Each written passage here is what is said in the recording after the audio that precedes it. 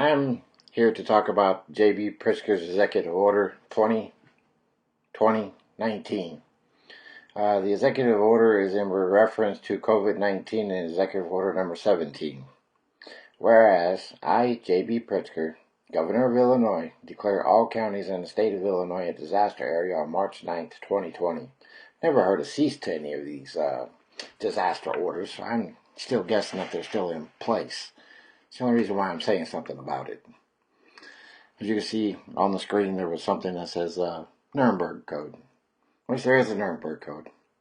I promise to do no harm to my patients. I value life over death. That's basically what it says. Basically, you're not supposed to experiment on people without their permission. And if you want devious things, then you don't tell them what you're experimenting on. Just have them sign something. Kind of like the COVID shots. But I am talking about his Executive Order number 17. Which, whereas, I again declare all counties in the state of Illinois as a disaster area on April 1st, 2020. The second gubernatorial disaster proclamation, it's illegal. The second one's illegal. The first one was found, to be unconstitutional in the state of, in the court. Bill Bailey took that one to court and was found unconstitutional by a judge. But Pritzker is a tyrant. And you know what the Constitution says about tyrants. They're supposed to be ousted peacefully, not with violence. I'm not advocating any violence whatsoever. We have a Constitution. We must oblige by it. But what I'm saying is that his second gubernatorial disaster proclamation, and together with the first gubernatorial proclamation, the gubernatorial disaster proclamation in response to the exponential spread of COVID-19. And it was found out to be a fraud after. Most people called you conspiracy theorist or whatnot and didn't believe anything you had to say about it. But he was on plenty of radio stations bragging about what he did, his crimes, all the other stuff, just bragging about his crimes. Hopefully, nobody was going to say anything. I don't think. It says, in a short period of time, COVID-19 has rapidly spread throughout Illinois and is negating update and more strengthened guidance from federal to state to local and public health officials for the provocation of public health and safety throughout the entire state of Illinois. It's not for safety, it's for the opposite of it. Everything they put through is the opposite of what they say. And to ensure what the healthcare delivery system is capable of serving, those who are sick find it necessary to take additional measures consistent with the health public guidelines. According to the health department, you shouldn't have went to the hospital. You shouldn't have done anything. You should have stayed your ass home and died, according to the health department. But again, we'll get back to that. Deprivation of rights under the color of law. That's what we'll get into when we get past this. So, we're going to go to the next page. It says, whereas eliminating obstacles or barriers to the provision of supplies and healthcare services is necessary to ensure the Illinois healthcare system is adequate capacity and provide care to all who need it. They don't provide care to who all need it. More or less, if you're not illegal, they won't help you. Whereas in the Illinois Department of Financial and Professional Regulation and the State Department of Public Health, DPH, have taken measures and continue to take measures to enable inactive and out-of-state healthcare workers to come back to work in the state of Illinois through proclamations, emergency rules, and variances. And DPH has taken measures and continues to take measures to increase bed capacity, provide levels of care and necessity to respond to COVID-19 outbreak. Well, there was never an outbreak. More or less, it was a psychological outbreak. The virus was real, but everything else was psychological to make you buy into their bullshit. Well, anyways, Section 6.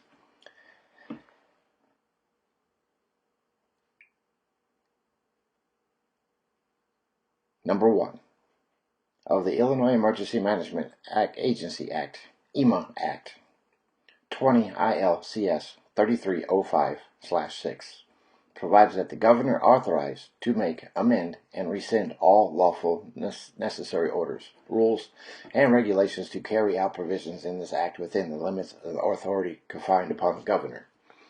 Like I said, Nuremberg Code is still in effect. and the color of law is in effect too. So, Section 15 of the EMA Act provides that neither the state, any political subdivision of the state, nor except in cases of gross negligence. So you have to prove gross negligence or willful misconduct. You have to prove that as a patient when you go into these healthcare facilities. The governor, the director, the principal executive officer of a political subdivision, or the agents, employees, or representatives of any of them engaged in any emergency management response to recover activities, while complying with or attempting to comply with this act or any rule, regulations promoted pursuant to the act, is liable to death or any injury to persons or damage to property as a result of such activity.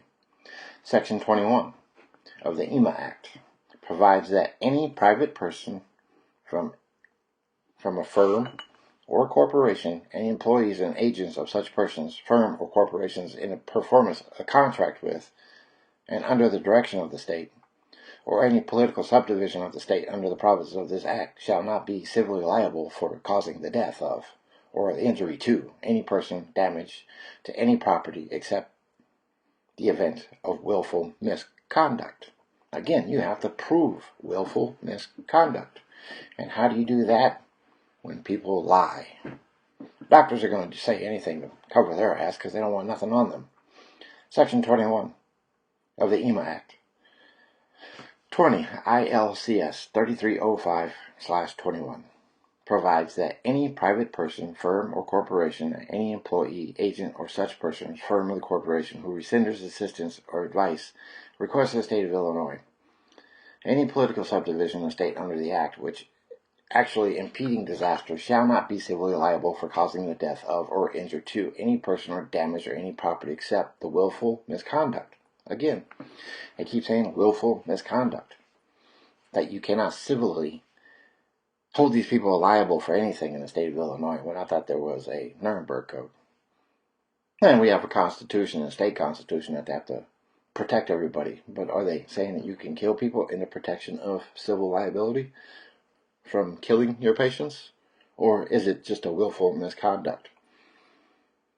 Section 3.150 of an emergency medical service EMS system, Act 210 ILCS 50/3.150 provides that persons who in good faith provide emergency or non-emergency medical services during a Department of Health provide training course in the normal course of conducting their duties or in an emergency shall not be held civilly liable as a result of their acts or omissions in providing such services. Such as omissions include the bypassing of nearby hospitals or medical facilities in accordance with the protocols developed pursuant to this act, constitute willful and wanton misconduct. Well, let's look at that again. So they can't go past the hospital, the emergency EMS units and all the other stuff. They have to take you to a hospital. Why? Well, because they could be held at fault for willful misconduct. So is that just, But like I said, we have a Nuremberg Code. We have all types of laws here. Why does the governor think that he can take away these things away from you and tell you that it's okay for you to do these things? And you swore, hold your right hand up, and swore to value life over death with the Nuremberg Code. And then we're going to go back up here to deprivation of rights under the color of law. And this just states that the deprivation of rights under the color of law in Section 242 of Title 18 makes it a crime for a person acting under the color of law to willfully deprive a person of right or privilege protected by the Constitution or laws of the United States. So the deprivation of rights is already in contradiction to what the governor said that these doctors can do to people. I'm just reading what the governor had said a lot of these hospitals to do.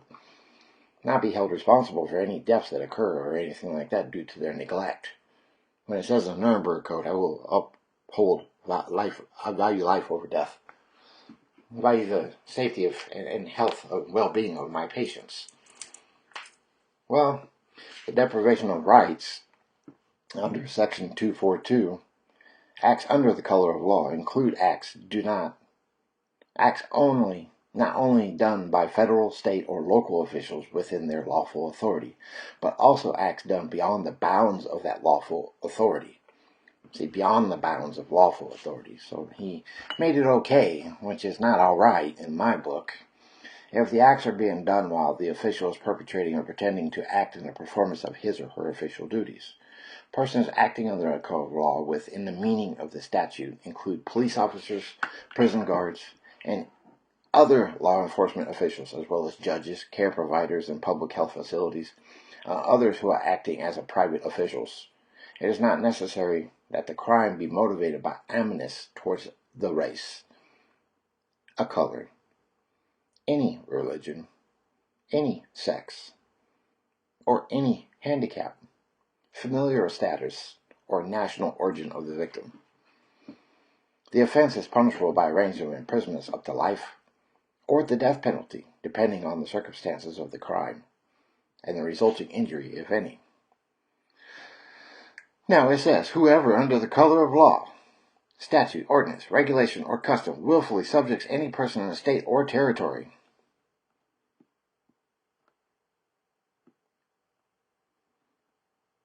commonwealth, possession, or district to the deprivation of any rights, privileges, or immunities secured or protected by the Constitution of the United States shall be fined under this title or imprisoned not more than 1 year.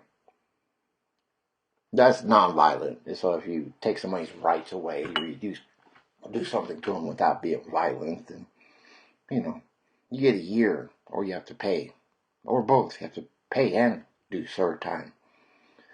And if bodily injury occurs from the acts committed in violation of this section, or if such acts include the use, attempted use, or threatened use of a dangerous weapon, explosives, or fire, shall be fined under this title or imprisoned not more than 10 years, or both. So you could be fined and imprisoned at the same time on that one. And if death results as an act committed in violation of this section, or if such acts include kidnapping or an attempt to kidnap, aggravated sexual abuse, or attempted to commit aggravated sexual abuse, or an attempt to kill, shall be fined under this title, or imprisoned for any term of years, or life, or both, or may be sentenced to death.